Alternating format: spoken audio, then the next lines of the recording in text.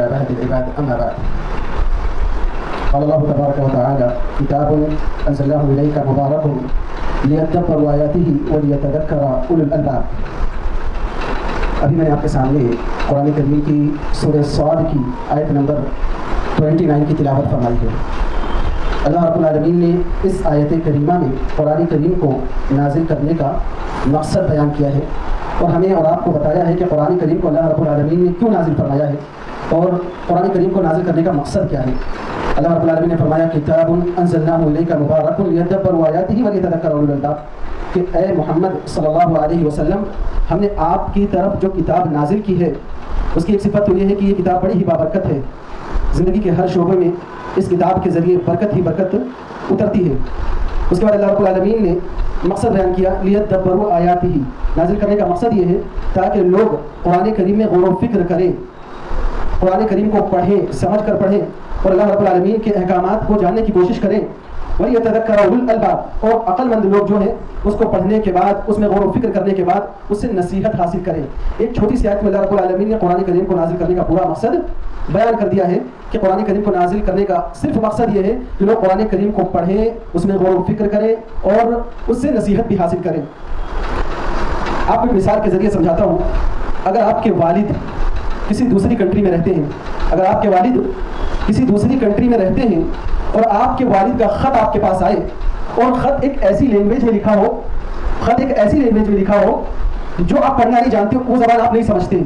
آپ کے والد کسی ادر کنٹری میں رہتے ہیں، وہاں سے آپ کے والد کا خط آئے ایک ایسی لینگویج میں جو آپ پڑھنا نہیں جانتے، نہیں سمجھ سکتے اس لینگویج کو، تو آپ کے اندر یہ خواہش پیدا ہوگی کہ اس خط میں کیا لکھا ہے، کہ مجھے کیسے بھی پتہ چل جائے اس خط میں کیا لکھا ہے، مجھے کیسے بھی معلوم چل جائے، مجھے کیسے بھی پتہ چل جائے. اس کے لیے آپ کیا کریں گے؟ ایک ایسے انسان کے پاس جائیں گے جو اس لینگویج کو پڑھنا جانتا ہے، اس لینگویج کو سمجھنا جانتا ہے. پھر آپ اس سے جا کے ریکویسٹ کریں گے، درخواست کریں گے کہ اس خط میں کیا لکھا ہوا ہے، پڑھ کر بتائیے. تو یہ قرآن کریم جو ہمارے سامنے ہے، یہ اللہ رب العالمین نے نازل کیا ہے، ایک ایسی زبان میں نازل کیا ہے جس کو ہم لوگ پڑھنا نہیں جانتے تھے. اللہ رب العالمین نے ہمیں پڑھنے کی اور سمجھنے کی صلاحیت بھی دی ہے، لیکن وہ لوگ جو عربک لینگویج کو نہیں جانتے، عربک لینگویج کو نہیں سمجھ سکتے، نہیں پڑھ سکتے، نہیں جانتے ہیں، تو ان کو کرنا کیا ہے؟ ان کو کرنا یہ ہے کہ ایسے لوگوں کے پاس جائیں جن کو قرآن کریم کی زبان آتی ہے، قرآن کریم کو سمجھ سکتے ہیں، پڑھ سکتے ہیں اور آپ کو بتا سکتے ہیں. تو جس طرح سے آپ کے دل میں یہ خواہش پیدا ہوتی ہے، آپ کے دل میں یہ تمنا پیدا ہوتی ہے کہ میرے والد کا خط آیا ہے، مجھے کیسے بھی پتا کرنا ہے کہ اس خط میں کیا لکھا ہے، میرے والد نے میرے بارے میں کیا، اپنے بارے میں کیا بتایا ہے، مجھے کیا پیغام دیا ہے، فوراً آپ کے دل میں طلب پیدا ہوگی. کیا آپ میں سے کسی نے، یا آپ مسلمانوں کے حالات کا جائزہ لیجیے، کیا مسلمان اس قرآن میں کیا لکھا ہے، اللہ رب العالمین نے ہمیں کیا پیغام دیا ہے، ہمیں کیا بتانا چاہ رہا ہے اس قرآن کے ذریعے سے اللہ رب العالمین نے، ہم نے کوشش نہیں کی ہے. اگر مسلمانوں نے کوشش کی ہوتی تو آج مسلمانوں کی حالت نہیں ہوتی. اللہ رب العالمین ایسے لوگوں پر رحم کرے اور ان کا ساتھ جو قرآن کریم کو سمجھ کر پڑھنے کی کوشش کرتے ہیں. آج کے لیکچر میں آپ کے سامنے سب سے پہلی سورت، قرآن کریم کی سب سے پہلی سورت سورۃ الفاتحہ کی تفسیر میں بیان کرنے کی کوشش کروں گا. اللہ رب العالمین سے دعا ہے کہ پروردگار عالم آج کے درس میں ہمیں دین کی جو بھی باتیں پتہ چلے اس پر ہمیں عمل کرنے کی توفیق عطا فرمائے، آمین. قرآن کریم کی سب سے پہلی سورت سورۃ الفاتحہ ہے. ہمیں سے ہر ایک نماز میں اس سورت کو پڑھتے ہیں، اس کی تلاوت کرتے ہیں اور بھی مختلف موقع پہ ہم اس سورت کو پڑھتے ہیں. بچپن سے ہمیں یہ سورت یاد رہتی ہے، بچپن سے ہمیں یہ سورت یاد رہتی ہے. اس سورت کے مختلف نام ہیں. ہمیں ایک نام یاد ہے سورۃ الفاتحہ، سورۃ الفاتحہ یہ نام ہمیں معلوم ہے، یاد ہے، بچپن سے ہمیں یاد کرایا گیا ہے. لیکن قرآن میں اور حدیث میں اس کے اور بھی نام آئے ہیں، قرآن اور حدیث میں اس کے اور بھی نام آئے ہیں. اس کو فاتحۃ الکتاب بھی کہا جاتا ہے. سورۃ الفاتحہ اس لیے کہا جاتا ہے کیونکہ اس سورت سے قرآن کریم کی شروعات ہوتی ہے. فاتحہ کا مطلب ہوتا ہے کھولنے والا یا کھولنے والی، فاتحہ کا مطلب ہوتا ہے کھولنے والی.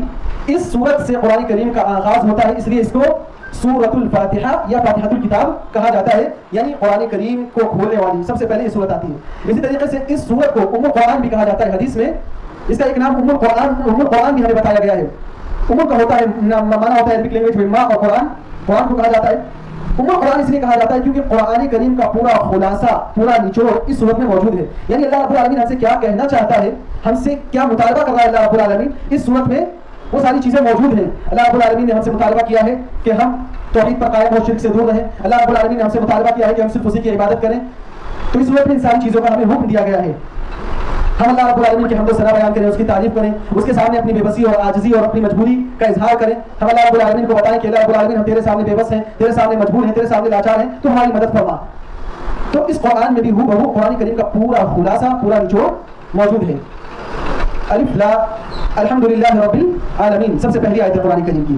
اس کا مطلب یہ ہے کہ تمام تعریف کس کے لیے؟ اللہ رب العالمین کے لیے ہے جو رحمان بھی ہے اور رحیم بھی ہے.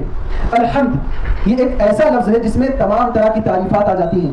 ہم کسی کی تعریف بیان کرتے ہیں، اللہ رب العالمین کی بھی تعریف بیان کرتے ہیں، تو تعریفات کی جتنی بھی قسمیں ہیں، جتنی بھی خوبیاں ہیں، جتنی بھی اچھائیاں ہیں، یہ ساری کی ساری چیزیں الحمد میں آ جاتی ہیں. ایک مفسر نے کہا ہے کہ جب ہم کہتے ہیں الحمد تمام تعریف للہ اللہ کے لیے ہیں، تو ہم اللہ رب العالمین کو کمال کی صفت سے متصف کرتے ہیں، اللہ رب العالمین کو کمال کی صفت سے جوڑتے ہیں. کیا مطلب ہے کمال کی صفت سے جوڑتے ہیں؟ یعنی ہم اس بات کا اقرار کرتے ہیں اللہ رب العالمین سے کہ اے اللہ رب العالمین تیری ذات کامل ہے، تیری ذات مکمل ہے، تیری صفات مکمل ہے، تو اپنی ہر چیز میں کامل ہے، اپنی بادشاہت میں کامل ہے، اپنی خلقت میں کامل ہے، اپنے نام میں کامل ہے، ہر چیز میں اللہ رب العالمین تو کامل ہے اور مکمل ہے. یعنی تیری ذات میں کسی طرح کا کوئی عیب، کسی طرح کی کوئی کمی، کسی طرح کی کوئی خامی نہیں پائی جاتی ہے. تیری ذات میں کسی طرح کی کوئی کمی، کوئی خامی نہیں پائی جاتی ہے، تو ہر طرح سے مکمل ہے. مثال کے طور پر اللہ رب العالمین کا ایک نام ہے سمیع. اللہ رب العالمین کا ایک نام ہے سمیع. اللہ رب العالمین سننے والا ہے. سنتے ہم بھی ہیں، آپ بھی ہیں، ہم سب سنتے ہیں، لیکن جس طرح سے اللہ رب العالمین سنتا ہے اس طرح سے ہم نہیں سن سکتے. کہنے والے نے کہا ہے کہ اللہ رب العالمین کالی رات میں کالے پہاڑ پہ ایک کالی چونٹی چلتی ہے، تو اس چونٹی کے چلنے کے اس چونٹی کے قدم کے چلنے کی جو آواز ہوتی ہے وہ آواز بھی اللہ رب العالمین سنتا ہے، اور اس چونٹی پہ اللہ رب العالمین دیکھتا بھی ہے. اللہ رب العالمین کا ایک نام ہے بصیر. بصیر کا مطلب ہوتا ہے دیکھنے والا. تو اللہ رب العالمین اس چونٹی کو دیکھتا بھی ہے، اس کے چلنے کی آواز کو سنتا بھی ہے. کتنا زبردست ہے اللہ رب العالمین. اللہ رب العالمین کا ایک نام ہے علیم. اللہ رب العالمین جاننے والا ہے. ایک نام ہے اللہ رب العالمین کا علیم، کہ اللہ رب العالمین جاننے والا ہے. جانتے ہم بھی ہیں، تھوڑی بہت نالج، تھوڑی بہت معلومات اللہ رب العالمین نے ہمیں اور آپ کو دی ہے، لیکن جس طرح سے اللہ رب العالمین جانتا ہے اس طرح سے ہم اور آپ نہیں جانتے ہیں. قرآن کریم کی ایک آیت ہے ما تسقط من ورقۃ الا يعلمها. اللہ رب العالمین نے کہا کہ درخت سے ایک پتا بھی گرتا ہے تو اللہ رب العالمین جانتا ہے کہ وہ پتا درخت کی کس ٹہنی سے، درخت کی کس شاخ سے گرا ہے اور کہاں پہ گرا ہے. آپ اندازہ لگائیے کہ دنیا میں کتنے سارے درخت ہیں، شمار نہیں کیا جا سکتا، درختوں کو گنا نہیں جا سکتا. درختوں میں کتنے سارے پتے ہوتے ہیں، ان پتوں کو شمار نہیں کیا جا سکتا، ان پتوں کو گنا نہیں جا سکتا. اللہ رب العالمین کی شان ہے کہ اللہ رب العالمین ایک ایک پتوں کو اور ایک ایک درخت کو بھی جانتا ہے. ایک مثال سے آپ لوگ سمجھیے کہ اللہ رب العالمین نے ہمیں ذہن دیا ہے، دماغ دیا ہے. ہم نے اس دماغ کی مدد سے کتنی ساری چیزوں کو ایجاد کیا. ان ایجادات میں سے ایک چیز موبائل بھی ہے، یا یہ نیٹ ورک کا جو پورا سسٹم ہے، کمپیوٹر ہے. انسان نے اس کو اپنے دماغ سے بنایا، اپنے دماغ سے اس کو ایجاد کیا. آپ کمپیوٹر پہ بیٹھ کر کوئی بھی چیز سرچ کرتے ہیں، آپ کے سامنے آ جاتی ہے. موبائل پہ آپ کوئی بھی چیز سرچ کرتے ہیں، وہ چیز آپ کے سامنے آ جاتی ہے. تو جس رب نے انسان کو دماغ دیا کہ اس نے اتنی چھوٹی سی چیز میں پوری دنیا کو سمجھ دیا. ہر چیز اس میں آپ سرچ کر کے دیکھ سکتے ہیں، دنیا کی کسی بھی جگہ کو دیکھ سکتے ہیں، دنیا کی کسی بھی چیز کو آپ دیکھ سکتے ہیں، الا کہ تھوڑی بہت چیز ہو جو نہ دیکھ سکتے ہو آپ. اکثر چیز کو آپ دیکھ سکتے ہیں نیٹ ورک کے ذریعے سے. تو جس رب نے انسان کو دماغ دیا ہے، اس کا دماغ، اس کی معلومات، اس کی نالج کتنی زبردست ہوگی آپ اندازہ لگائیے. یہ ایک مثال سمجھنے کے لیے ہمارے لیے کافی ہے کہ جس رب نے ہمیں یہ دماغ دیا، اس دماغ کے ذریعے سے ہم نے اپنی تھوڑی بہت معلومات کے ذریعے سے، تھوڑی بہت نالج کے ذریعے سے کتنی ساری چیزوں کو ایجاد کیا، کتنی ساری چیزوں کو بنایا. جہازوں کو بنایا. انسان ہوا میں اڑتا ہے، تصور نہیں کیا جا سکتا تھا. پہلے زمانے کے لوگ سوچ بھی نہیں سکتے تھے کہ انسان جہاز کو بنائے گا اور پھر ہوا میں اڑے گا. لیکن اللہ رب العالمین نے دماغ دیا، سمجھ دی، سوچنے سمجھنے کی صلاحیت دی، اور ان تمام چیزوں کے ذریعے انسانوں نے طرح طرح کی چیزوں کو ایجاد کیا، اور اس کی مدد سے انسان آج ہوا میں اڑتا ہے. تو دینے والا دماغ اللہ رب العالمین ہے. اس کا علم کتنا گہرا ہوگا، اس کی نالج کتنی گہری ہوگی، آپ اسے اندازہ لگا لیجیے. اسی لیے ہم کہتے ہیں الحمدللہ رب العالمین. اے اللہ رب العالمین تو اپنی ہر چیز میں کامل ہے، تمام تعریف تیرے لیے ہے. اور الحمد کا ایک بہت ہی گہرا مفہوم ہے. اس میں سے ایک مفہوم یہ بھی ہے کہ اللہ رب العالمین تو اپنی ہر چیز میں کامل ہے. تو سننے میں بھی کامل ہے، تو دیکھنے میں بھی کامل ہے، تو قدرت رکھنے پہ بھی کامل ہے. ہر چیز پہ اللہ رب العالمین کنٹرول رکھتا ہے، قدرت رکھتا ہے. اللہ رب العالمین کے کنٹرول سے کوئی بھی چیز باہر نہیں ہے. اللہ رب العالمین ہر چیز پر قدرت رکھتا ہے، جو چاہے اللہ رب العالمین کر سکتا ہے. کل قیامت کے دن اللہ رب العالمین زمین کو بولنے کی صلاحیت عطا فرما دے گا. اللہ رب العالمین کل قیامت کے دن ہمارے منہ پر تالا لگا دے گا، ہمارے جسم کے اعضاء گواہی دیں گے. تو اللہ رب العالمین ہر چیز پر قدرت رکھتا ہے، ہر چیز اللہ رب العالمین کر سکتا ہے. کہ اللہ رب العالمین قیامت کے دن سورج کو مشرق کے بجائے مغرب سے نکالے گا. زمین سے اللہ رب العالمین ایک چوپائے کو نکالے گا. یہ قیامت کی نشانیاں ہیں. تو اللہ رب العالمین ہر چیز پر قادر ہے. کل قیامت کے دن پہاڑ جو ہے روئی کے گالوں کی طرح اڑ رہے ہوں گے. یہ پہاڑ جو بلند والا ہمیں نظر آتے ہیں، اتنے مضبوط پہاڑ، یہ پہاڑ ایک دم دھلی ہوئی روئی کے مانند اڑ رہے ہوں گے. کتنا گہرا مفہوم ہے الحمد کا. تو ہم کہتے ہیں الحمدللہ. اے اللہ رب العالمین تمام تعریف تیرے لیے ہے. رب العالمین جو تمام جہانوں کا رب ہے، جو تمام جہانوں کا رب ہے. رب کسے کہا جائے گا؟ رب کسے کہا جائے گا جس میں تین صفت پائی جاتی ہوں، جس میں تین چیزیں پائی جاتی ہوں. پہلی چیز الخالق کل شیء، جو تمام چیزوں کا پیدا کرنے والا ہو. دوسری چیز المالک لکل شیء، جو تمام چیزوں کا مالک ہو. تیسری چیز المدبر لجمیع الامور، جو تمام چیزوں کو چلانے والا ہو، تمام چیزوں کی دیکھ بھال کرنے والا ہو، تمام چیزوں کی حفاظت کرنے والا ہو، تمام چیزوں کا خیال رکھنے والا ہو. یہ ساری چیزیں کس کے اندر پائی جاتی ہیں؟ اللہ رب العالمین کی ذات میں پائی جاتی ہیں. تمام چیزوں کا پیدا کرنے والا اللہ رب العالمین ہے، تمام چیزوں کا مالک اللہ رب العالمین ہے، تمام چیزوں کو چلانے والا اللہ رب العالمین ہے. اللہ رب العالمین نے زمین کو بنایا، آسمان کو بنایا، سورج چاند کو بنایا، اس پوری کہکشاں کو اللہ رب العالمین نے بنایا اور اتنے منظم طریقے سے بنایا، اتنے اچھے طریقے سے بنایا کہ ہر چیز اپنے دائرے میں گھوم رہی ہے، چل رہی ہے، اور اللہ رب العالمین تمام چیزوں کی حفاظت بھی کر رہا ہے. تو پوری کائنات کو بنانے والا، ہر ایک چیز کی دیکھ بھال کرنے والا، حفاظت کرنے والا، رزق پہنچانے والا اللہ رب العالمین ہے. تو اس لیے رب صرف اللہ رب العالمین کو کہا جائے گا، اس کے علاوہ کسی کو رب نہیں کہا جائے گا. عبادت کی جائے گی تو صرف اللہ رب العالمین کی جائے گی. تو اللہ رب العالمین تمام چیزوں کی حفاظت کرنے والا، تمام چیزوں کو چلانے والا ہے. اگر ایک لمحے کے لیے بھی اللہ رب العالمین ہم سے غافل ہو جائے تو ہم اگلے لمحے زندہ نہیں رہ سکتے. یہ آکسیجن جو اللہ رب العالمین نے آپ کو دیا ہے 24 گھنٹے آپ کو مل رہا ہے، اگر اللہ رب العالمین آپ سے آکسیجن کو ختم کر دے، چھین لے تو آپ زندہ نہیں رہ سکتے. یہ زمین جو اللہ رب العالمین نے آپ کو دی ہے، اگر وہ زمین اللہ رب العالمین آپ سے چھین لے تو ہم زندہ نہیں رہ سکتے. یہ پانی جو ہمیں آسانی سے مل جاتا ہے، یہ پانی اللہ رب العالمین ہم سے چھین لے تو ہم زندہ نہیں رہ سکتے. بارش نازل کرنا اللہ رب العالمین بند کر دے، زمین سے اناج نکلنا، پھل درخت وغیرہ نکلنا بند ہو جائے تو انسان کی زندگی اس زمین پر، انسان کا رہنا اس زمین پر دشوار ہو جائے گا. تو سوچیے کتنی ساری نعمتیں اللہ رب العالمین نے ہمیں دی ہیں، کتنی ساری نعمتوں سے اللہ رب العالمین نے ہمیں نوازا ہے. تو ہمیں صرف اس کی عبادت کرنی چاہیے اور اسی کو رب ماننا چاہیے. عالمین کا مطلب کیا ہے؟ ایک مفسر نے بیان کیا ہے، کل ما سوى الله فهو عالم. اللہ کو چھوڑ کر جتنی بھی چیزیں ہیں، اللہ رب العالمین کو چھوڑ کر جتنی بھی چیزیں ہیں وہ ساری چیزیں عالمین میں آ جاتی ہیں. تمام تعریف اس کے لیے ہے، تمام تعریف اللہ رب العالمین کے لیے ہے، تمام تعریف اللہ کے لیے جو رب العالمین ہے.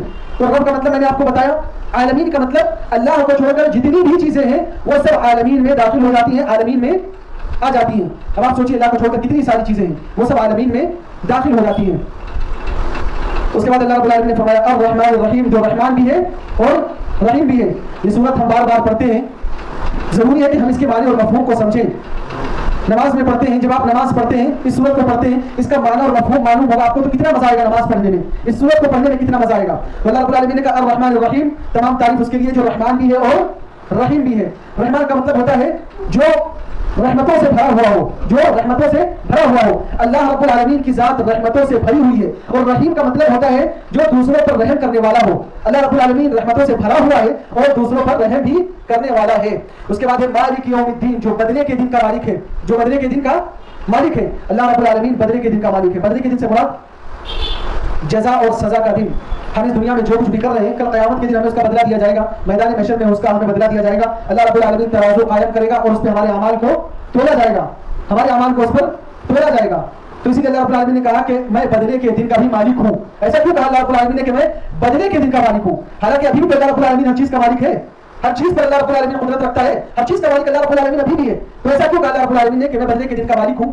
ایسا اس لیے کہا ہے اللہ رب العالمین نے کہ دنیا میں اللہ رب العالمین نے ہمیں کچھ چیزیں دی ہیں عارضی طور پر، اس کا ہمیں مالک بنایا ہے. جیسے ہم کہتے ہیں ہماری موبائل، ہماری گاڑی، ہمارا گھر، ہمارا بنگلہ، ہمارا یہ، ہمارا وہ. عارضی طور پر، وقتی طور پر ہم اپنی ملکیت کا اظہار کرتے ہیں کہ نہیں کرتے؟ وقتی طور پر ہم اپنی ملکیت کا اظہار کرتے ہیں، ہم کہتے ہیں ہمارا یہ ہے، ہمارا وہ ہے. لیکن یہ ساری کی ساری چیزیں ایک دن ہم سے ختم ہو جائیں گی. یہ ساری کی ساری چیزیں ہم سے ایک دن ختم ہو جائیں گی، چلی جائیں گی. کل قیامت کے دن اللہ رب العالمین کی بارگاہ میں کھڑے ہوں گے، نہ تو ہمارے پاؤں میں چپل ہوگا، نہ ہمارے جسم پہ کپڑے ہوں گے. میدان محشر میں انسان ننگے بدن، ننگے پاؤں اللہ رب العالمین کی بارگاہ میں کھڑا ہوگا اور یہ بھی نہیں کہہ سکے گا کہ یہ ہمارا کپڑا ہے، یہ ہمارا چپل ہے، یہ چیز ہماری ہے، وہ چیز ہماری ہے. کسی بھی چیز کا مالک نہیں ہوگا، ذرہ برابر بھی چیز کا مالک نہیں ہوگا.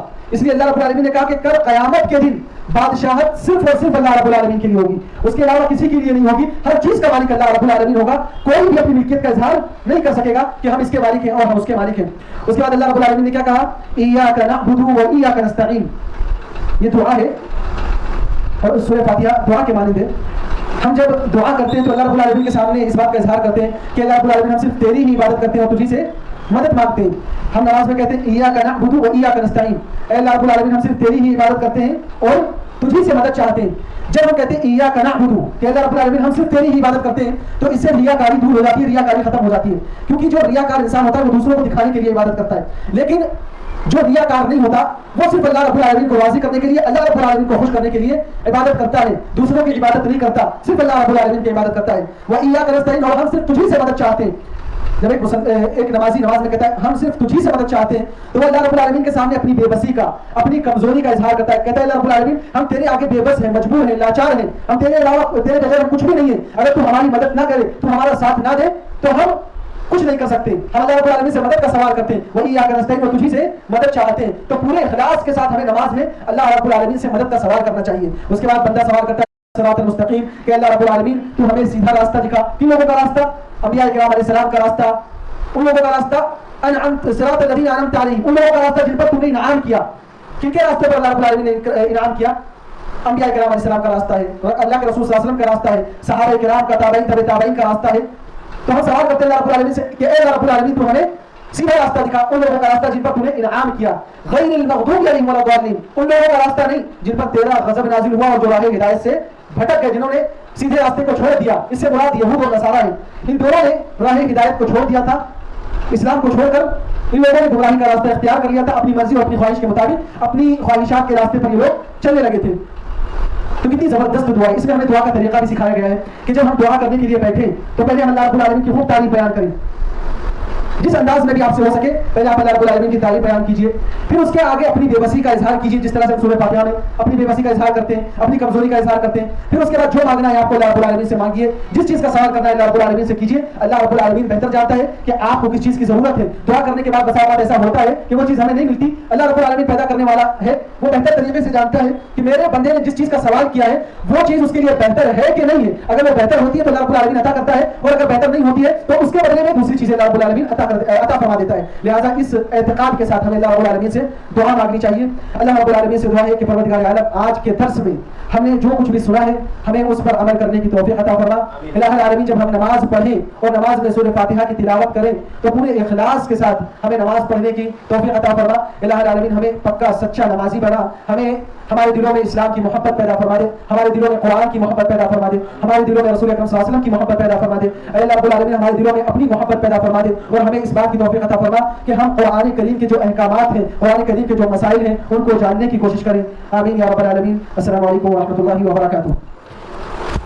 آپ لوگوں سے میں ایک درخواست کروں گا, جیسا کہ آج کا لیکچر ہوا, آپ لوگ جب آئے یہاں پر تو آنے سے پہلے آپ لوگ چھوٹا سا ایک کام کیا کریں, اپنے ساتھ 2-3 لوگوں کو اور لایا کریں, اپنے ساتھ 2-3 لوگوں کو اور بلا کے لایا کریں. بہت اچھا موقع ملا ہے آپ لوگوں کو یہ.